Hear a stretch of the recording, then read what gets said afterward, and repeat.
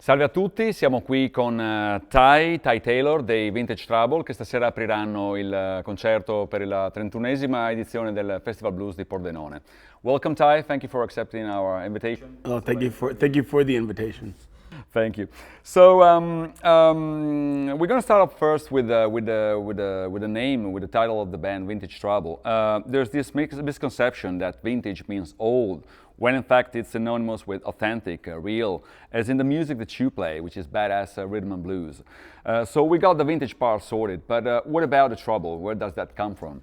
Well, for me, the vintage and the trouble, it's actually a reference to my father. And a friend of mine, I was in the airport, and she was talking about how her dad used to be a fighter and stuff. And I told her that my dad was vintage trouble. So it actually does mean from the 50s, Okay. and that he was trouble. And the whole concept is I come from vintage trouble. So meaning coming from my father. And that's in that song, Blues Hand-Me-Down, we wrote that first, and then we decided to call the band Vintage Trouble because of the song. Yeah. So last year you released a collection of early tracks which is titled Juke Joint Jams. Juke joints were very specific places in the south of the US, and around these places basically the black communities revolved. So it was a place where musicians played and the people socialized and danced. A lot of your music is defined by this upbeat rhythm that really makes you want to jump and dance and scream and holler. So do you write the songs with the dancing thing in mind, or is it just a natural rhythm that comes through writing? Well, it's a natural rhythm that comes to me. There are very few things I do without feeling rhythm. Okay. So writing music, fortunately, falls into the same category as everything else. Otherwise, I would be in trouble.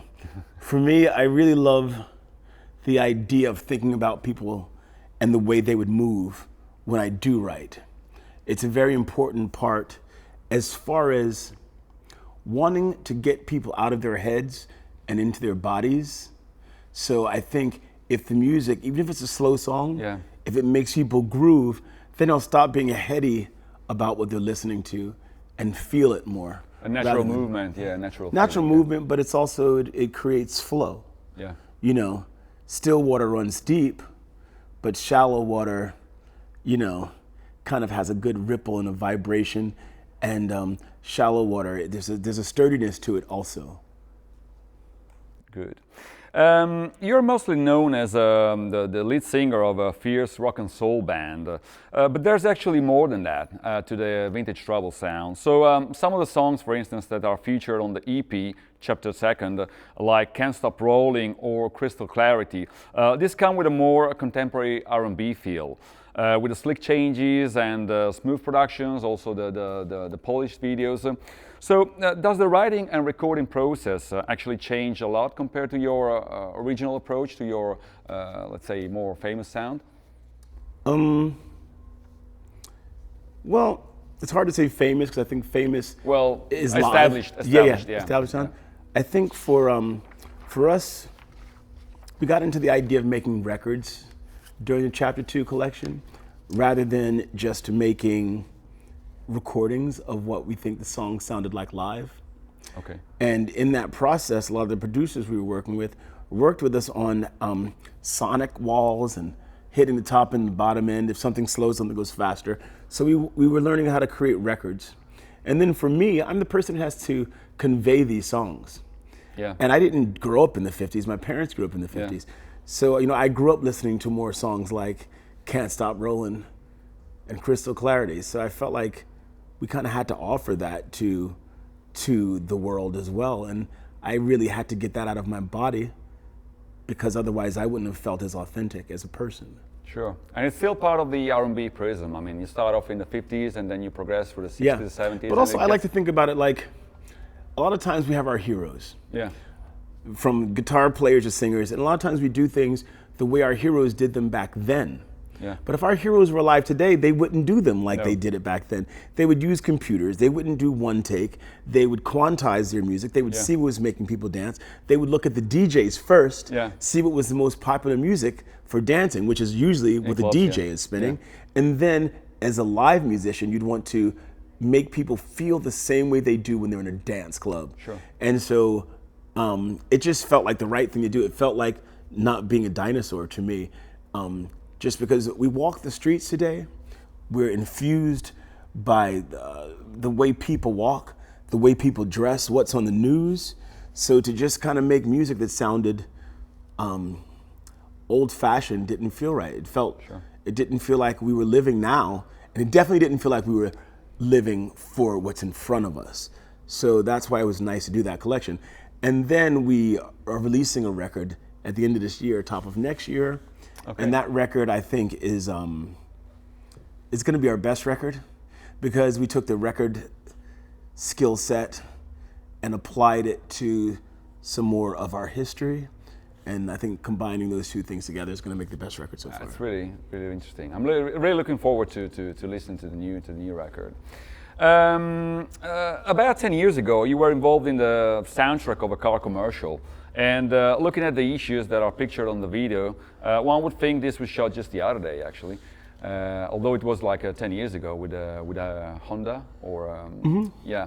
And the message that comes through is that aside from a lot of negative aspects, there's still so much positive things to be focusing on. So do you still feel that way right now? I mean, is the glass still half full, or do you take that kind of? Yeah, no. I mean, you might be asking the wrong person, because I always find something good in everything. Yeah, good. You know, I'm a religious person. I like philosophy, so I understand that the more struggle you have, the more friction you have, the more fire you have, and the more muscle you build. So to me, there's always something great to find. And if we're breathing, it's a good day. Yeah. And if anyone at all looked at us and smiled that day, it's a good day. And even if they didn't, what is the lesson we're learning from the fact that they didn't smile, and the fact that we know that there's a lesson? That makes it a good day. So I mean, it's just easy for me to think about. And we're gonna have Vintage Trouble in concert today, so it's definitely gonna be a good day. Yeah. Yeah. There's a lot of honesty and passion that comes through your music, actually. And you once said that being in Vintage Trouble, it felt like we were in a family of people that were going to challenge us. So after over 10 years of the band being 12 years now. 12 years, yeah, over 10 years, 12 years actually.